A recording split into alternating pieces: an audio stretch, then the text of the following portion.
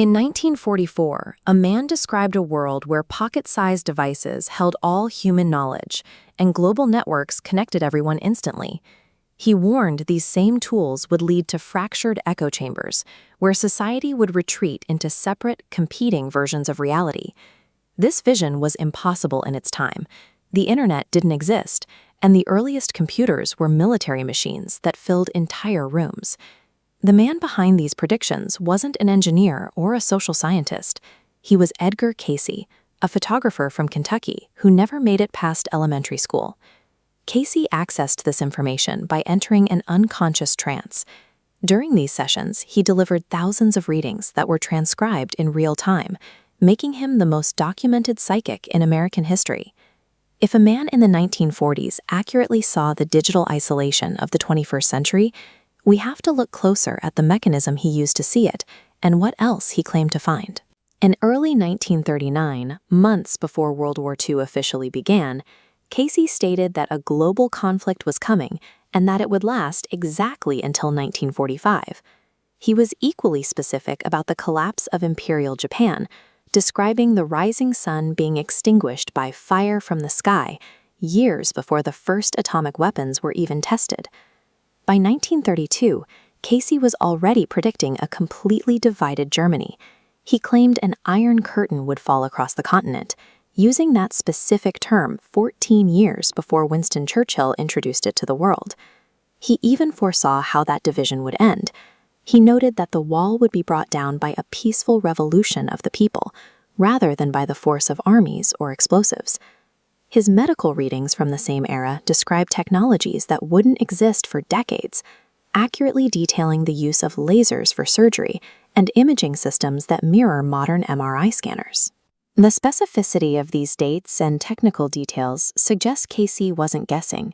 He was tapping into a hidden layer of information that bypassed the normal flow of time.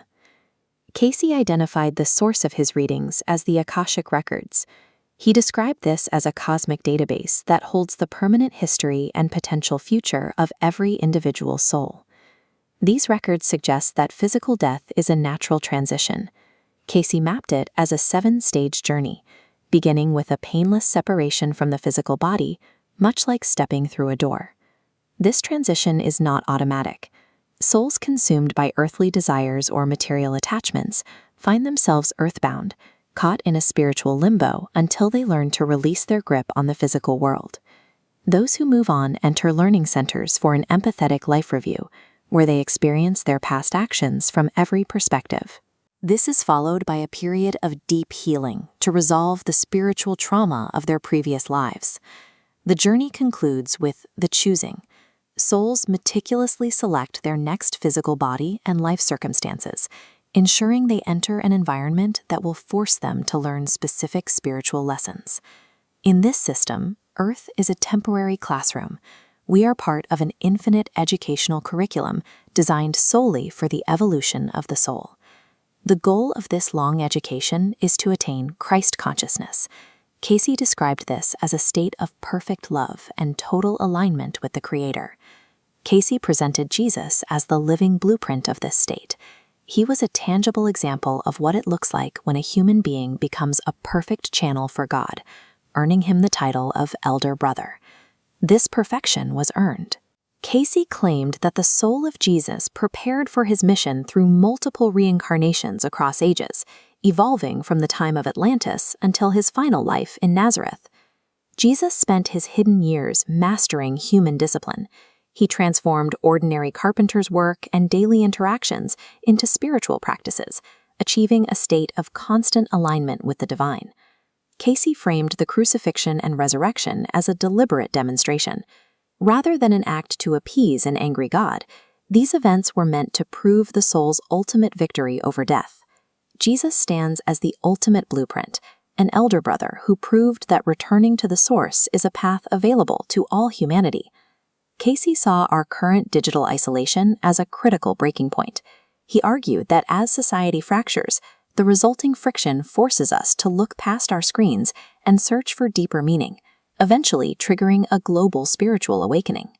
He predicted this shift would blend the ancient spiritual wisdom of the East with the practical, scientific mind of the West.